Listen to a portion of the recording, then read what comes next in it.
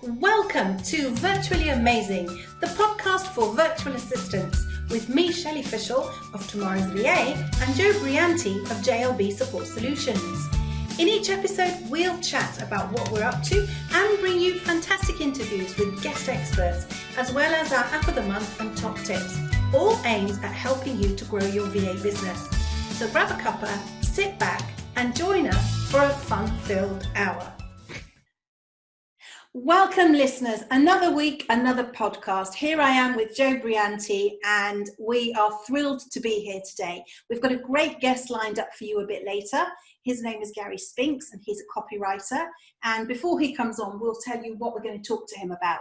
But for now, Joe, what are you going to be doing today? I mean, the rest of the day, in between and after all our podcast recording, because it's quite time consuming, isn't it?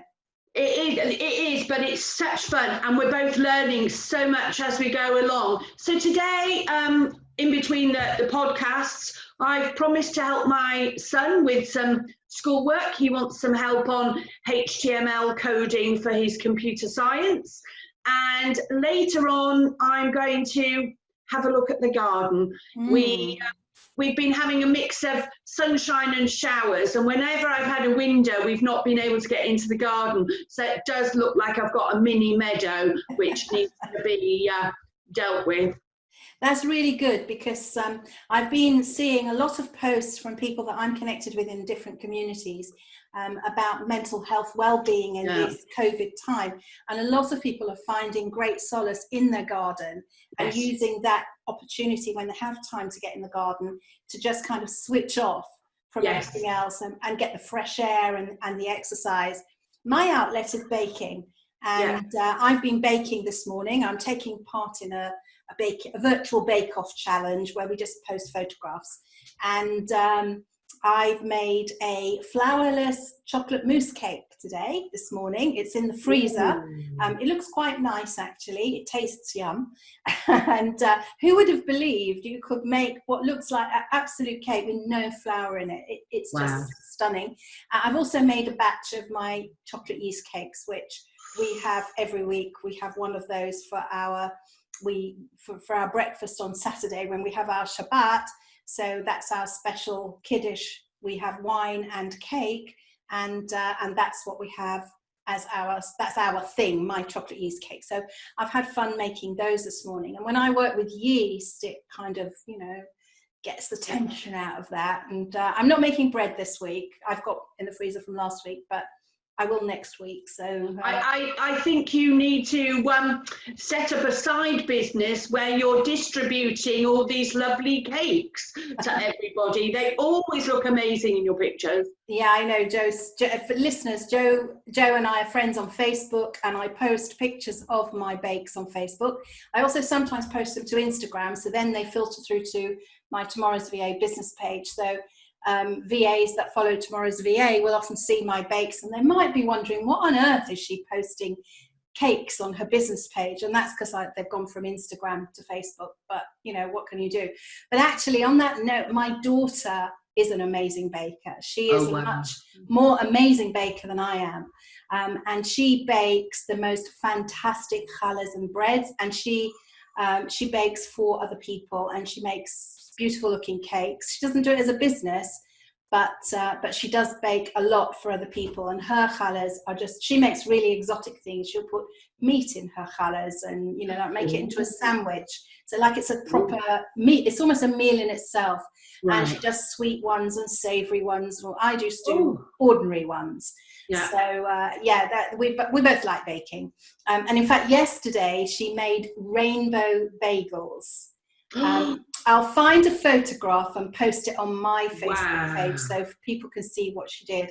And to be honest, I don't think I could eat one because the colours a bagel is not that colour. No. Do you remember when they did the different coloured tomato ketchup, so you could get purple and green as well as red tomato ketchup? It was about 10 years ago. Heinz brought out different coloured tomato ketchup, and I bought the purple one. Could not eat it. It tasted exactly the same, but it was the wrong colour, so I couldn't eat it. And this was kind of the same. They look spectacular, but I don't think I could eat one. No, I can't. I can't envisage purple tomato ketchup. Mind you, I don't eat tomato ketchup. I can't bear the taste. Oh, I'm afraid I like tomato ketchup. What can I do? Anyway, we're kind of digressing, and we've gone right away from this is supposed to be a serious business podcast, but I like the fact that it's not so serious all the time, and which leads us into Gary. Gary is a copywriter. I've known Gary and I've worked with Gary since about 2014, I think, 2014, 2015, maybe a bit after that. He writes brilliant copy, and he does lots of other things as well. And I'll let him tell you the other things that he does when he comes on in just a minute.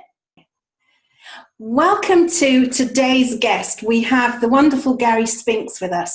Gary is a copywriter, and I've known Gary, I'm thinking it's 2014. I can't remember when we both did a course on how to do webinars, funnily enough, with Glenn, was it? And Yes. He recommended you to me, and we got in touch after that. But I think it was 2014, 2015, so it's quite a while ago.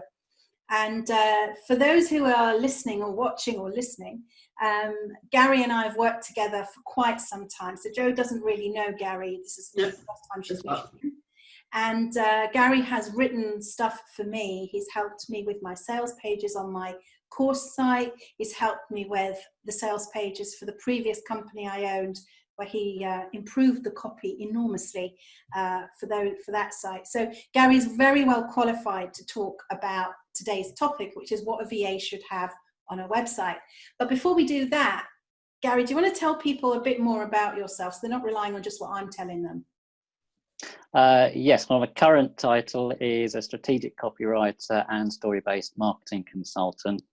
And typically I work with established businesses and business owners who they are absolutely in their element doing what they do. They've got great products, great services, and they just want a little bit of extra help to take their sort of marketing sort of up a notch and really connect much more deeply with their audience. So I'm very much about helping people with telling their story, but also doing it in a way which is in alignment with their values and their personality, rather than perhaps sort of some of the typical marketing that people can see. So it's really about how do we bring out a company or a person's personality, character, and really get that across so that people really connect with them. Yeah, that's really cool. I mean, if any of you subscribe to my newsletter, you will see some of Gary's handiwork in there. I will be absolutely honest and transparent. Gary helps me with that. We have a meeting every month. We have a chat like this. We talk about what I'm doing and what plans I've got for tomorrow's VA, what courses I'm creating, what's going on personally for me in life.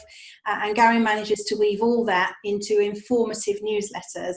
And it just takes the pressure off me. And as we're all about, I'm an IT trainer, Jo's a virtual assistant, and this is Virtually Amazing, the podcast for virtual assistants.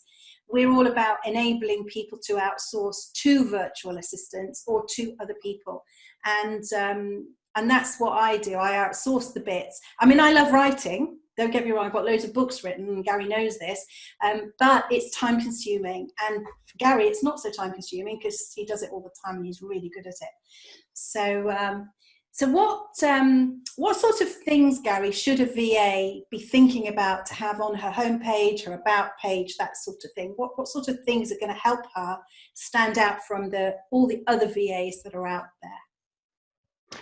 Well, the first thing I'd say is before you even write your website or design the website, if you've already got a website, then this is a chance to review this. But think about what the purpose of your website is. Is it going to be a brochure style website where you just want something up so that people can see that you're real, you're a professional, and yep, here I am? Or do you want it to do something like help to build a list so that you can begin to email people and have a continuing conversation once they've left your website?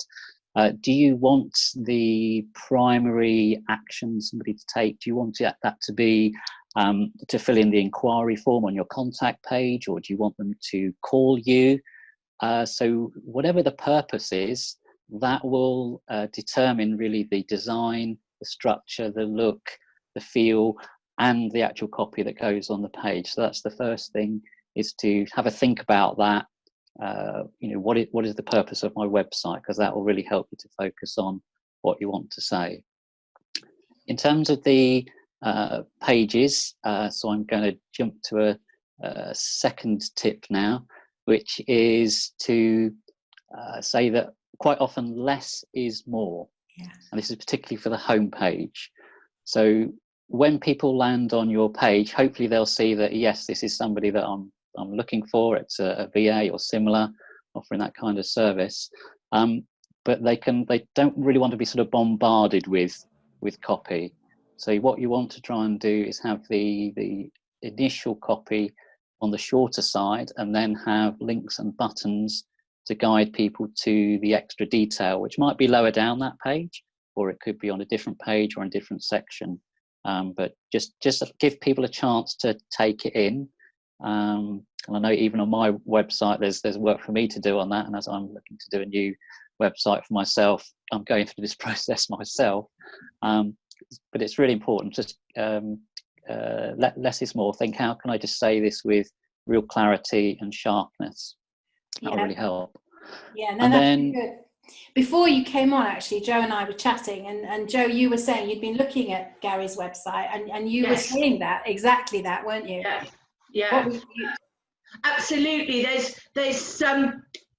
I love the way that the title just draws you in, and then you want to look at it. So yeah, I can see what Gary's saying from that. Yeah, and I love the images as well. They're helping to pull me in, and they feel connected with some of those words he's got there. I really enjoyed looking through Gary's website. Right. Okay. So Gary, tip number 3. Yes, and this is really covers all the pages really, but also covers any copy that you're doing as a VA, and that is you are telling a story when if you have a website, if you're doing any marketing, you are telling a story. And more often than not, what I'm seeing is that businesses and business owners and self-employed, they are making themselves the hero of the story. So you'll see in the copy lots of, I do this, I do that, I do this, I do that. I've got so many years of experience, I've been established for so long. All well and good, but your reader, the visitor to your page, is actually asking, what's in it for me? Yeah.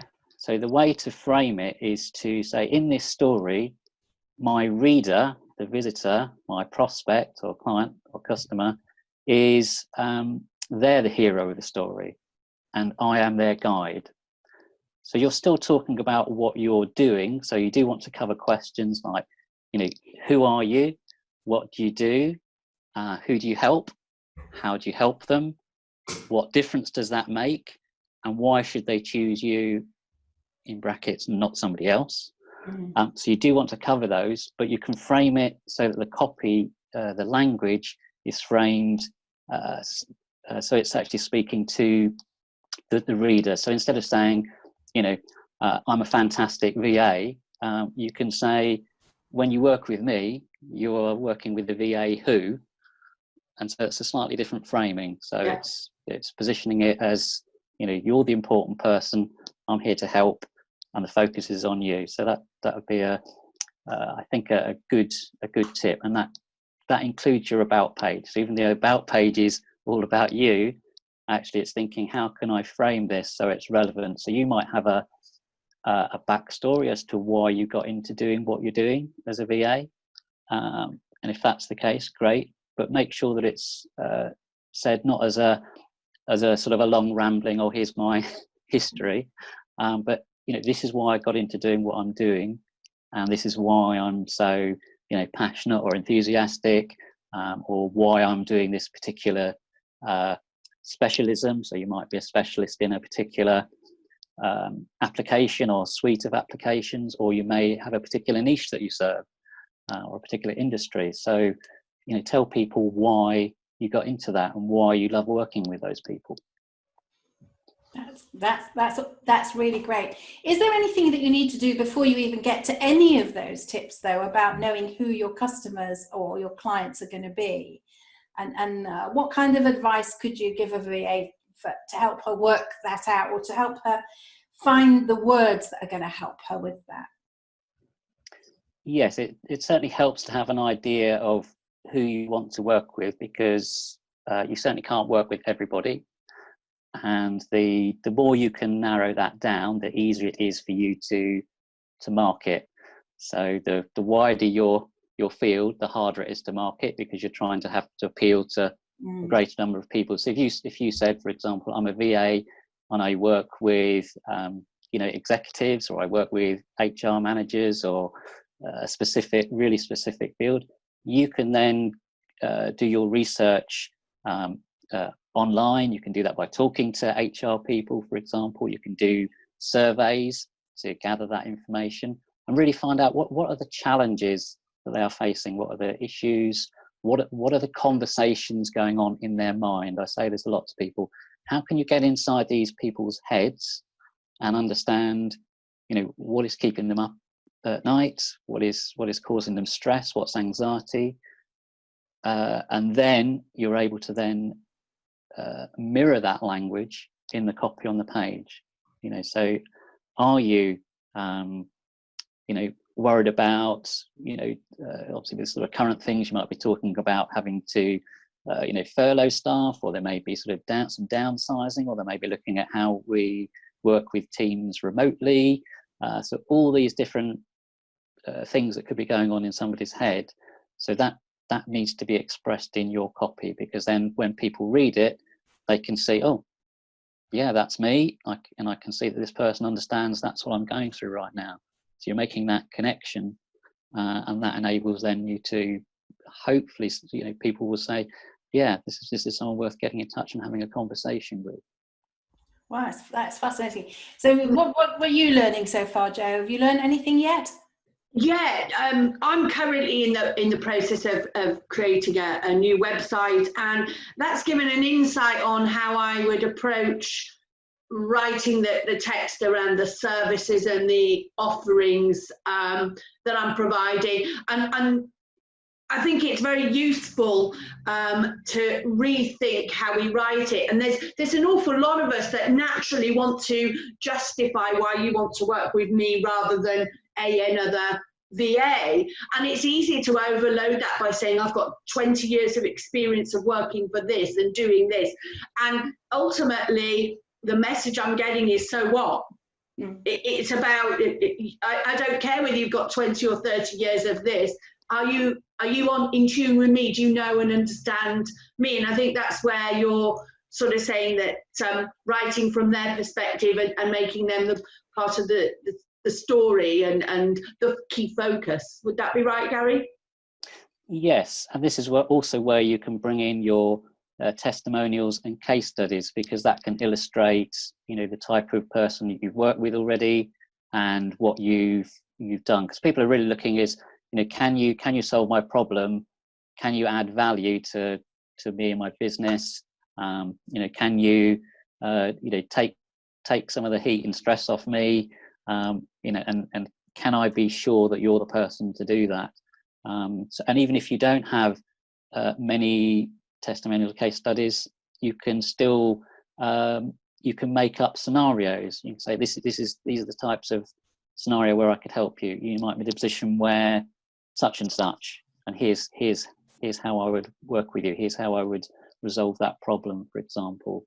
So people really want to. It's the difference. It's the difference you can make for people. So what is the value? Because when people are getting value, then the investment is not a cost.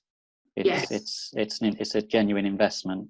And that doesn't necessarily have to be a financial return. That can be that's just lifted 20% of my week. I now got 20% extra time to really focus on what I need to focus on. And for some people, they might not need the 20%. They might just need, I just need 7%. Yeah, that's absolutely true. I think that's true for anything that you outsource as well. whether that's a VA who's going to do your bookkeeping or find you a new process for something, or a training course that's going to enable you to not stress about doing something, whether that's one of mine or anybody else's for that matter, or whether that's using somebody like Gary to help you craft the words that are going to help you stand out. And tell that story, because we all love listening to stories. Somebody I know, a presentation coach I know, Simon Raybould, who's a fabulous guy. He has something which is called a Jackanory file.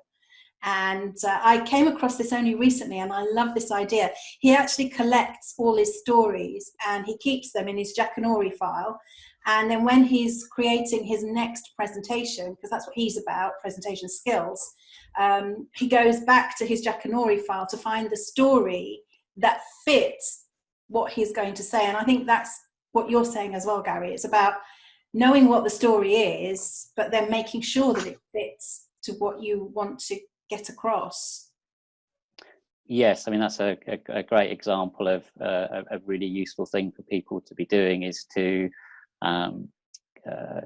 collecting and gathering those little stories, and then it's how you then use those. So the stories will, again, they must serve a purpose. You don't just sort of share it for no reason at all, otherwise you're just adding to the content and the noise. But if it's saying, I'm sharing this story because it's saying something about my values and principles, that could be really important to a potential client. Oh, I can see that this person is, I mean, we take things like sort of honesty and integrity as a given, but if you can say, I'm somebody who goes the extra mile, you could share a story where you've gone the extra mile.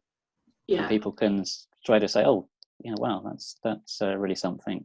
Or you could share a story of where someone else has gone the extra mile and said, oh, isn't that amazing? You know, that's really how I would want to think that my clients see me.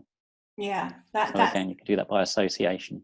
Yeah, well, that's really interesting, doing it by association. I have a couple of stories that I sometimes use to illustrate time saving, because that's what I'm about, where I have genuinely saved people hours and hours and hours and hours, and they've told me that. But it's about using it in the right place. There would be no point me talking about that if I've saved somebody time in Excel, talking about that when I'm trying to craft the words for a course about Word. It's not relevant there. So I get that. I get that. So how can somebody think about, you talked about doing their research and finding the words. What kind of, apart from talking to people, because not everybody is comfortable talking to people. So how do you go about doing the research for a newsletter or for a web page or about a topic? Yes, and obviously if I'm working with a client, I'll be finding out an awful lot about their business and the person themselves, because obviously it's also important for me to get that the tone and the personality across of somebody. In terms of research, so online, so you might also look at other people in the field and see what they're doing and how they're presenting themselves. So it's not that you're really wanting to or have to worry too much about, you know, the competition, because really you want to focus on yourself. If you're presenting yourself with clarity and with your personality and really getting across, you know, who you are, that will automatically probably put you in the top 20%. Because not many people are doing it, because a lot of what's out there is very samey. People are using the same sort of standard language. I might come to that tip later, but in terms of research, I also use things like book reviews, for example, in a particular field, and so I can see what the people who've read a book in a particular topic are talking about. So for example, you could go on Amazon, look at some of the feedback and reviews on a book that's related to what you're talking about, and then you can see the language that people are using. So if you're a VA and you're let's say a specialist in PowerPoint presentations, for example, you could look up around PowerPoint, and then you'd see what people struggle with PowerPoint. So, they might say, oh, I used to dread having to come up with a PowerPoint, and then I read this book and I realized, wow, I can present it this way. But you can take, you can actually just literally take the exact words they're using and plonk that on your website or in a sales page or in an email on a blog, because it's the language that real people are using. Yeah. That's a good tip. Never thought of doing that. I like that. That's one of my little sort of sneaky advanced tips for for my people. But yeah, it really is, and it really does work. I mean, there was one example that someone else shared with me that they'd used, and they used one line from a book review. They turned that into a subheading on a sales page, and there was a 17% increase in conversion. Wow. Just through that subtle change, because it just spoke to the people in a way where they go, yeah, that's me. So if you it's so sometimes it can be as simple as that, just and again, it's getting back into what is that conversation in people's minds. So where can I find that from? So it could be in things like online forums or chats, groups, any of that sort of conversation. If that's relevant to your field or what you do, tap into those, because there's an absolute treasure chest of copy right there, and you don't have to do anything other than just scoop it up, put it into your, not necessarily a Jackanory file, but you put that into what we call a swipe file, where you collate your copy ideas, and then you can just you can put those into notes or whatever, or you can just have it on bits of paper, as long as it's filed somewhere and you've got it all ready to hand. And when you start going through all that different data and the copy, you'll start to see some patterns or some regular words and phrases that come up, and that's giving you a clue that I need to be using these. Oh, that's a really top tip. Really top tip. Thank you for that. Very good tip. Very good. I've just written that down. Yeah, I saw you doing that. I saw Joe there making notes. Very helpful. Thank you, Gary. What else have you got to tell us today, Gary? We got another 3 or 4 minutes. Yeah, sure. Again, as a general tip, keep it simple. So simple words, short sentences. Even if you're working with CEOs, C-suite, board level, directors, top level leaders, they're still human beings, honestly, and they, we just want information that's easy to take in. So when you start having really long sentences, really long paragraphs, or start putting in lots of technical or jargon words, that will get in the way of people understanding what you want to actually say. There may be cases, depending on your audience, if you're in an engineering sphere, you might need to use some terms, but again, it's knowing your audience. Do they understand what you mean by that? And the trouble with things like jargon is we might use in our particular industry words and phrases amongst ourselves, because that's like a short form, and we sort of understand what that means, but you can't assume that your reader will. So you need to make sure that it's clear, you've got that clarity, and the short sentences that can help not just with readability, but it also helps you to create the different sort of flow and pace to something. So you can make some really short sentences and put them together, and that increases the pace. So for example, in a sales page, you can start with the shorter sentences. You can go into slightly longer ones, but then when it comes down to the sale, you're going to go back to short again, and you're going to increase the tempo a little bit, because you're reaching that finale. So I think that's a really useful one. And a fifth tip sort of added on to that is, and this is, when you've written your copy, and this is another really powerful tip: read your copy out loud. Not read it, read it out loud. and not in a whisper, because it's a different experience. And what you'll notice when you read out loud is you'll notice the clunky bits. You'll notice where I've run out of breath reading that sentence, therefore my reader is going to run out of breath. Right. And you don't want people running out of breath. Yeah. So it will help you to get a sense of the tone, of the pace, whether the language is, am I being too technical? Have I got some jargon in there? It's only when you actually hear the words that you'll pick these things up. So when I'm writing copy, I write the copy, and then if I've got the time, I'll leave it for 24 to 48 hours, and then I'll come back to it, and then I'll read it out loud, and then I'll edit, and then I'll do that again. And then just fine tunes. It takes out the clunky bits, or the bits which you thought sounded good.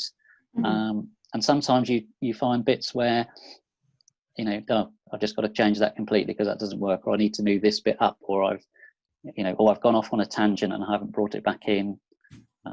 So that's really powerful, and I would recommend that if someone's got their website, set aside 30 to 60 minutes, later today or another time, and just read your website pages out loud, and then notice what you notice.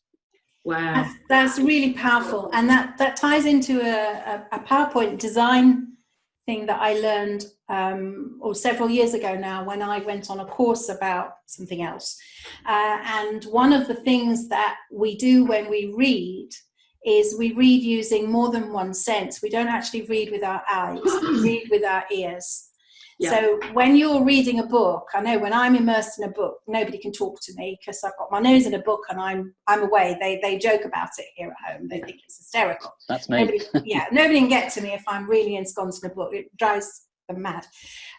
But I'm hearing the voices of the characters. I'm hearing the words in the book in my head.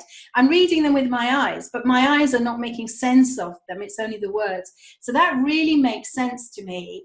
About reading the copy out loud to make it make sense. That's a really top tip.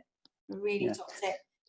Yeah, because also if you think about when you read, you tend to read probably quite fast. But if you actually read your chapter out loud, you'd find that you slow down. Yeah. And there'd be more drama, and you'd actually sense much more of it. Yeah. You'd be fully immersed in it. Yeah. I'm not going to try that out loud with my books. No, certainly not the last one I read. I was reading The Boleyn Inheritance, which was quite good, by Philippa Gregory, all about Catherine, Jane Boleyn, Catherine somebody or other, I can't remember her name, and Anne of Cleves. And it was really a very interesting book where she's dramatised what she thinks happened for the characters. But it's got some very short chapters actually, which works quite well. So I do get that about reading. Gary, it's been amazing. Yes. To use a word that's associated with the positive, but it really has been amazing. I think our VA listeners have got lots of things that they can go away and think about when they next come to write copy for their website, or they can apply that you can apply those tips to really anything that you need to communicate for marketing purposes, whether that's a blog or a website or a newsletter. And we've got a few bloggers going to be joining us over the coming weeks as well to talk about blogging for business and blogging for VAs in particular. So that's going to be interesting. And I certainly know that when Gary rewrote copy for me, I had immediate conversion. So the words definitely do make a difference. Definitely, and the structure and the pace. And sometimes I look at what Gary's written and I think, I don't like those sentences. They're too short, but they work. So It's not necessarily what I want. It's what the VAs who are reading this stuff. I found that really helpful. I come from a background of sort of writing very corporate reports. And it's a whole different language, writing a corporate report where you might be talking about technical evaluations, analysis, and that kind of stuff, versus the short, sharp type of language that you're talking about on the website. I have found that hugely informative. Thank you very much. It's really helpful. Great. So Gary, thank you. Maybe we'll have you on another episode of the podcast later in the year. I'm sure there's loads of stuff we could talk to you about marketing and writing for marketing and all that kind of stuff. So if you're up for it, watch this space. Yeah, and, absolutely. Anything else you want to say to VA listeners? All the contact details for Gary will be on the webpage, so you'll be able to get in touch with him if you want to. Anything else you want to say? I would just say, really just, have a think about, who you are and getting yourself across conversationally. So don't try and market. Just tell people very simply who you are, what you do, how you help them, and what difference you make, what value you add. People will love you for it. Great. Top tips. Thank you ever so much. It's been a pleasure. Thanks You, Gary. Wasn't that great? Gary is such a treasure trove.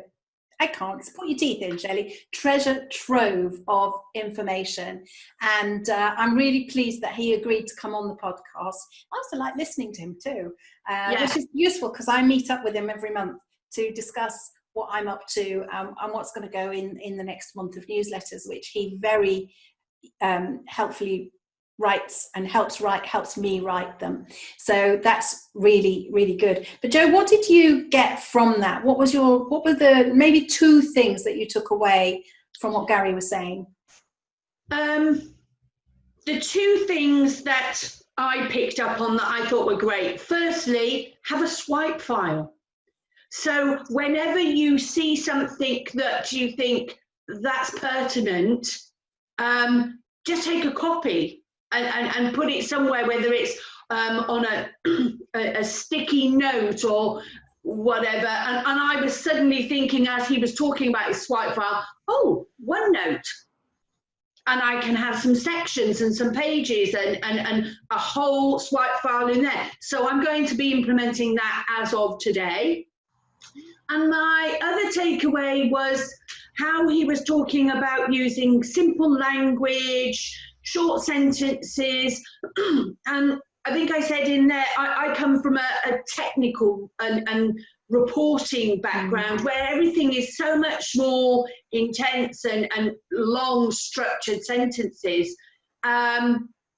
And the thought that I would be using that type and style of language on the website being incorrect and putting people off. So I've got to go back and review how I write for my audience. And those were my two key takeaways. But hugely knowledgeable man, and I was really interested in what he had to say. Yeah, no, I agree there, and I've always said and thought that less is more. And if I land on a website or I watch a PowerPoint presentation which has got too much text on it, I can't be bothered to read it.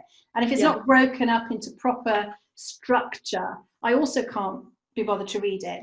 And that's what I want to talk about in our tip or app of the week today, is the structure. So I'm going to be talking today about Word. Before I talk about Word, I just want to go back for a minute and pick up on what you said about OneNote. As you know, Joe, because we had a session on OneNote. Yes, we did. When we first got to know each other. I'm a great fan of OneNote, and I use OneNote for lots of things. I use OneNote for when I'm writing my blogs. I have a OneNote notebook for blogging. When I'm planning my courses, I have another notebook with all my course plans, and those have sections for topics. So if it's my blogging notebook, I might have Word section, Excel section, etc. I might also do some research on what people are talking about on the web and send those articles to my notebook so that I can read them later and then work out what I want to write, what my position is on whatever it is that other people are saying. And also the questions, it ties into Gary's idea about research, or his tip about research, the questions people are asking, because other people are answering those in their blog posts. So it really is helpful, and that's, I use OneNote for my swipe file and to keep stories and all sorts of things in there. But if I talk about Word and why I want to talk about Word. So whenever you're writing something, you're writing either for something that you're going to present physically. It might be an ebook, it might be a report, it might be something you're doing for a client. Or it could be that you're writing for your website. And if you're writing for your website, then most people know that when you write on a website, you've got heading levels of text. And those heading levels help the reader guide them through the text on the website. It also helps the website index, and it creates kind of a hierarchy for what's more important and where the important bits are. And it aids reading flow, so it makes it more accessible as well. In fact, I have a whole course on creating accessible Word documents, which hasn't made its way onto my course platform yet. It's something I did for a client a while back, where they had a lot of their staff writing for the web. And when their web team got the articles that the staff were writing, they had to spend an awful lot of time formatting them so that they would be appropriate. They didn't know which bits were headings or which bits were more important, less important. And that's where styles come in. So by using the built-in styles in Word, that's heading 1, heading 2, heading 3, you can structure your document.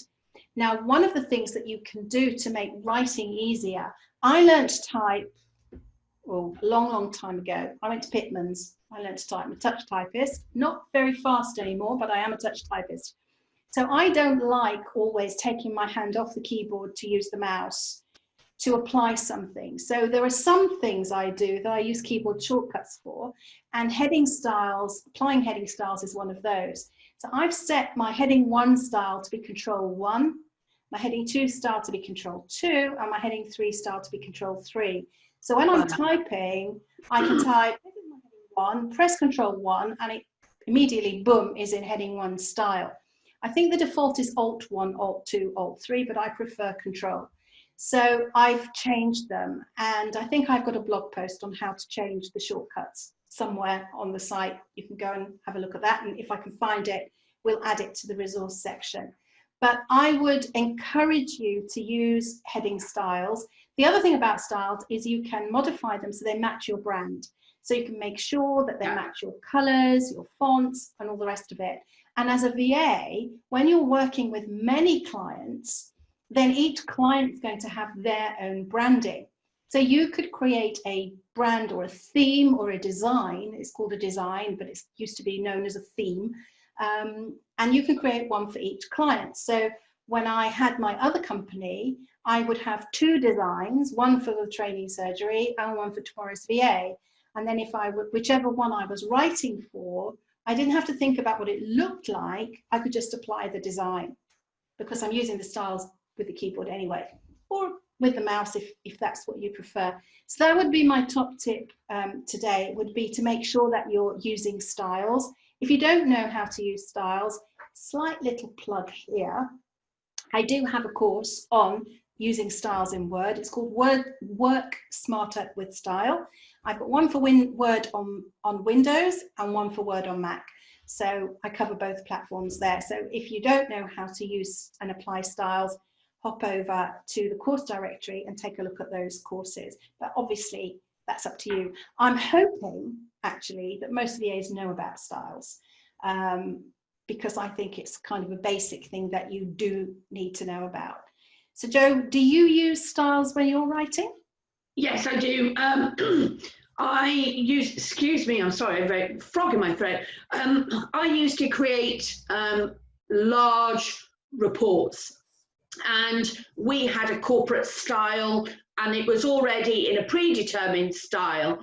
I've taken that knowledge and skill and I've created my own set of styles. And one of the first things that I do when I'm talking to a new client is find out what their branding is, what their fonts are, and I make a style and I create that for Word, PowerPoint, web, blog, whatever, and wherever I'm using their content. Yeah, I think that's really good also. And also when you send a proposal to a client, if you have sussed out what their style is and you can present it in their style, you're giving them a visual clue that you understand them and that you've done your research and you really want to work with them. So that also helps. Yes, you've got to have your own stuff in there, but you can show in a subtle way that you understand them. If they've asked you to do a trial piece of work, you could maybe do it in their style to show them that you really, really know what you're about. Well, I think that's been another crackingly amazing episode today.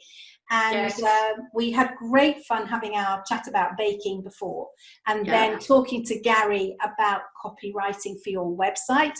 And hopefully we'll have Gary back later in the series. We could talk about all sorts of things with him about writing, because he really does know his stuff. He also does TED Talks and podcasting and editing. He was a journalist. He's done lots of things in his career. So he's a mine of information. And listeners, if you want to get in touch with us, remember, you can email me, Shelley@tomorrowsva.com, or Joe at jlbsolutions.co.uk. You can find our Facebook page at Virtually Amazing on Facebook. You can drop us a message and interact with us. I post most days there saying what we're up to. There will be information there about what the next episode is. And once we start, because while we're recording all of these, we haven't released any yet, but once they start to be released, the links will all be on the Facebook page and the web page on Tomorrow's VA. So that's how you can find all about us.